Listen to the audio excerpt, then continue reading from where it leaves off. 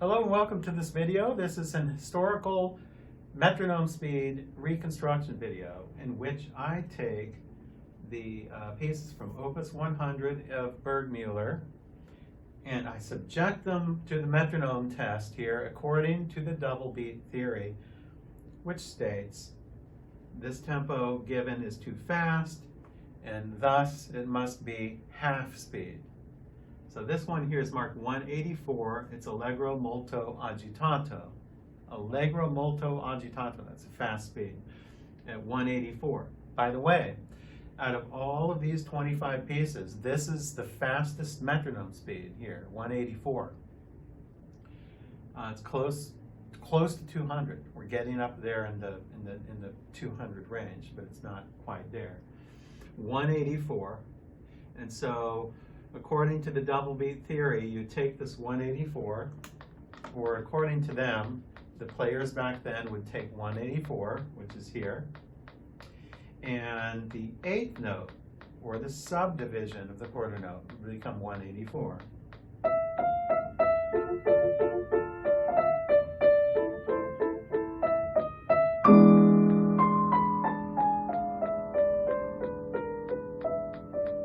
Okay, here's a problem though, and I've brought up this problem before. That works fine for the introduction, but then when you get into this, the rest of the piece has triplets. Intermediate level pianists, or those that are working on the BURGMÜLLER,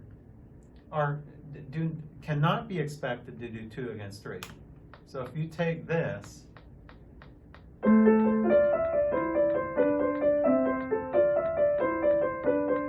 that would be a perfect 2 against 3. I can do it because I'm good at doing polyrhythms, but don't expect a piano student in any era to be able to do that. Now that's the problem. The problem is that in order to make this doable, they would have to take 184 and divide that by 2, which brings us to 92. But according to the double beat theorists, they didn't do that. They just played at the faster speed and did subdivisions. So doing it at subdivisions like this when you have triplets just does not work. So you have to half the tempo to 92. So that creates a problem. Creates a big problem. And that's why that probably explains why you never see speeds faster than like 200 or in the 180s somewhere, because the beat gets so fast that it's hard to keep track of that anymore. Also, remember the limits of the metronome. Metronomes only went up to 208. 208. Half of 208 is 104. This means if the double beat theory is correct, nobody ever played anything faster than 104. That would be ludicrous to think that, because this piece works very well at a speed much faster than 104. So even if BURGMÜLLER wanted a faster speed for this, he could not go any faster than 104, because he could only go to 208 on the metronome. You see? So he was limited to his speed. So what I'm trying to say is the metronome speed on the fastest one here is too slow. I'll play it for you in a second. Thus, it's almost obvious that he was prescribing a practice speed, not an ideal performance speed. A practice speed. Have you ever thought about that? Perhaps all of these metronome speeds were meant to be practice speeds, not ideal performance speeds, because an ideal performance speed would have far exceeded the 208 on the metronome, assuming the double beat theory. So anyway, let me put it on 92, and I'm going to play the whole piece through and offer you my thoughts.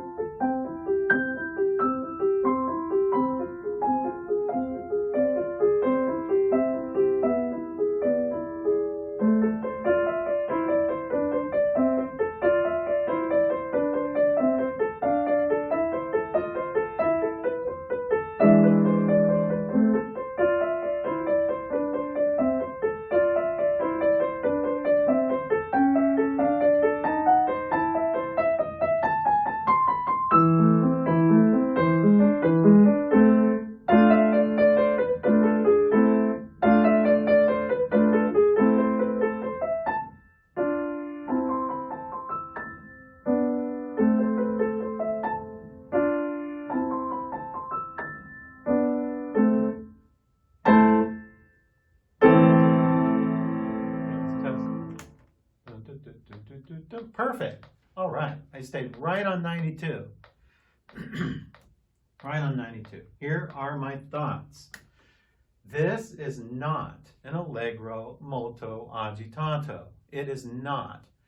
We do not need historical sources to prove this. We do not need historical papers. We do not need to use footnotes from books to prove that this is not an allegro molto agitato. This is not, just simply not an allegro molto agitato. Okay?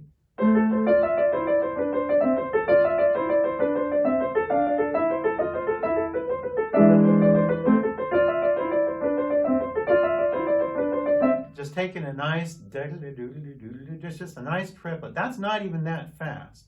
What I just played here is not even as fast as most people play it. What was that speed? What was I just doing? I was doing like 126.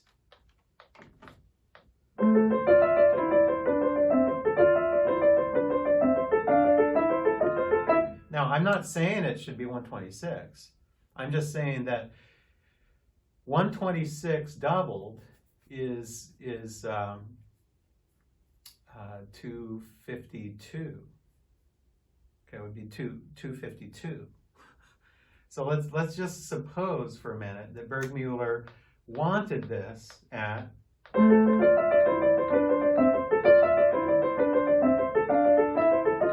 let's just suppose that he wanted it at a speed like that, which is a very doable speed. It's not impossible to play, and it's fast, and it's at least close to allegro molto agitato. It's closer to it than 92 was. Let's say BURGMÜLLER wanted that. There was no way he could have written it because the metronome only goes to 208. So if the double beat theory is correct, then, which they could very well be. So let's just assume the double beat theory is correct. Well, and let's assume that BURGMÜLLER wanted this at something like, maybe like what I was just playing it at 126. There would have been no way for him to indicate that because the double beat system uses those fast subdivision tempi. That's why you never see anything like 200 or faster, because of the metronome, the limitations of the metronome. In other words, this is what I'm trying to say. This is a practice tempo. This is a practice tempo. Are you starting to see a little pattern now through all 12? As I got to number 12, they're all practice tempi. They're all practice tempi. They're not half speed practice tempi. They're about 2/3 or 3/4 speed practice tempi. There's a pattern here. They're practice tempi. So, you know, this goes on and on. You can probably guess what's going to happen on the next one. The next one will be another practice tempo. But stay tuned for it on number 13 when I get to consolation.